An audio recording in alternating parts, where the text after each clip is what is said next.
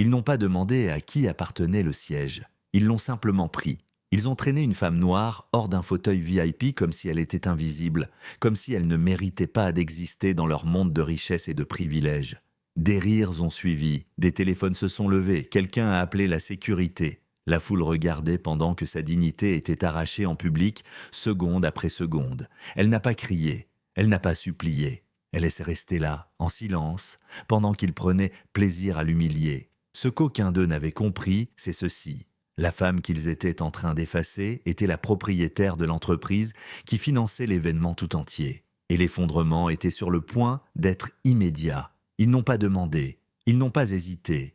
Ils ont simplement pris le siège. Le grand méridien gala vibrait de privilèges.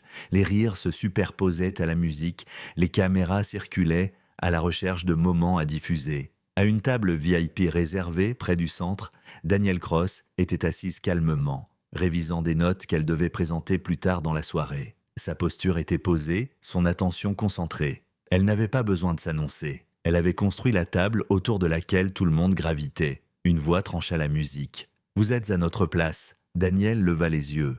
Un couple se tenait devant elle, la confiance affûtée par le sentiment de droit. Trevor Hale souriait comme s'il possédait la salle. Lydia Hale ne prenait même pas la peine de cacher son irritation. Lydia claqua des doigts en direction d'un serveur. Cette femme s'est égarée dans la mauvaise section. Trevor attrapa le carton de table et rit. « Des initiales seulement », dit-il à voix haute. Elle a sûrement pris ça sur une autre table. Le carton indiquait DC. La discrétion avait été demandée par les organisateurs. « C'est mon siège attribué », dit Daniel calmement. Le sourire de Lydia s'élargit. « Non, cette table est pour les cadres et les propriétaires, pas pour le personnel. » Des invités à proximité se retournèrent. Les téléphones se levèrent. L'humiliation trouva son public. Daniel ne bougea pas. Trevor se pencha plus près, la voix dégoulinante d'une politesse moqueuse. « Sois utile, va nous chercher des boissons. » Des rires se propagèrent. Le silence de Daniel fut pris pour une reddition. Lydia leva les yeux au ciel et haussa la voix. « Sécurité !» Deux agents arrivèrent rapidement, déjà alignés avec la richesse qui se tenait devant eux. « Madame, vous devez vous éloigner », dit l'un d'eux, la main prête à intervenir. « J'ai le droit d'être ici », répondit Daniel. Trevor la poussa à l'épaule. « Tu as le droit de partir ». Des exclamations étouffées suivirent lorsque Lydia attrapa le bras de Daniel et la tira hors de la chaise. Les caméras zoomèrent. Un spectacle venait de naître. Daniel se redressa. « Vous faites une grave erreur », dit-elle d'une voix basse. Ils rirent encore plus fort. « Oh, pitié », se moqua Lydia. « L'erreur, c'était de t'avoir laissé entrer. » Un agent resserra sa prise sur le bras de Daniel. Puis la musique s'arrêta net.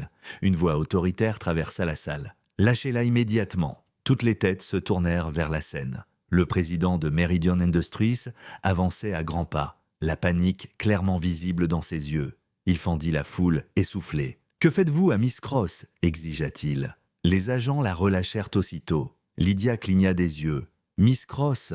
La salle se figea alors que le président faisait face aux caméras. « Mesdames et messieurs, dit-il d'une voix tremblante, permettez-moi de vous présenter notre nouvelle directrice générale et actionnaire majoritaire de Meridian Industries, Danielle Cross. » L'air disparut. Des murmures éclatèrent, les téléphones tremblèrent, le sourire de Trevor s'effondra. Le visage de Lydia perdit toute couleur. « C'est la PDG. Ils ont agressé leur propre patronne. Éteignez les caméras ?» Daniel ajusta sa posture et croisa leurs regards. Il n'y avait pas de colère, seulement des conséquences. « Vous avez décidé que je n'avais pas ma place, dit-elle.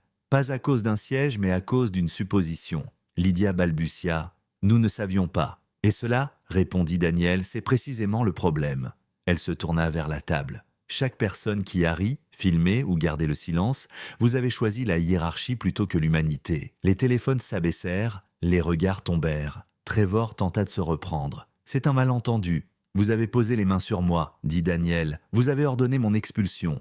Vous avez publiquement humilié une dirigeante que vous pensiez inférieure. » Elle se tourna vers la sécurité. « Escortez-les aux ressources humaines. » Procédure de licenciement immédiate, la salle halta, Lydia paniqua. « Vous ne pouvez pas ? Ma famille, je siège au conseil. » Daniel répondit calmement. « Vos genoux vont plier. » Trevor chancela. « S'il vous plaît, nous avons des enfants. Alors souvenez-vous de ce soir, dit Daniel d'une voix égale, quand vous leur apprendrez ce que signifie le respect. » La sécurité les emmena sous l'œil des caméras, leur assurance se désagrégeant en temps réel.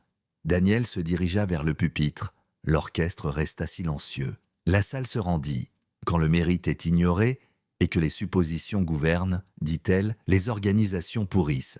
Elle balaya du regard les visages qui s'étaient moqués d'elle quelques minutes plus tôt. À partir d'aujourd'hui, Meridian Industries sera un lieu où la dignité n'est pas optionnelle. Personne ne respirait. Si vous choisissez l'arrogance plutôt que l'empathie, continua-t-elle, vous ne travaillerez pas ici. Si vous choisissez le silence face à l'injustice, vous êtes le problème. La culpabilité s'abattit lourdement. Il n'y eut pas d'applaudissements, seulement la compréhension. Daniel prononça la dernière phrase sans élever la voix. « Jugez-moi sur autre chose que mon leadership, et vous apprendrez à quel point vous êtes remplaçable. » Alors les applaudissements éclatèrent, pas polis, pas forcés, réels. La musique reprit, et la leçon se grava dans la salle. Ne supposez jamais que vous dominez la personne qui a construit la table à laquelle vous êtes assis. Daniel descendit de scène, imperturbable face au chaos derrière elle. Le gala continua, mais plus rien n'était pareil. Le pouvoir s'était révélé calmement et publiquement.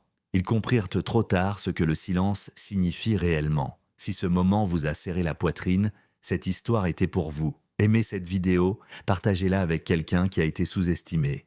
Et commentez depuis où vous regardez. Surtout, écrivez le mot qui définit ce qu'elle a repris ce soir. Respect, pouvoir, dignité, justice. Abonnez-vous et activez les notifications pour plus d'histoires où l'arrogance s'effondre en public et où le silence se révèle dangereux. Cette chaîne est pour ceux qui refusent de rétrécir, refusent de se justifier et refusent de laisser l'humiliation sans réponse.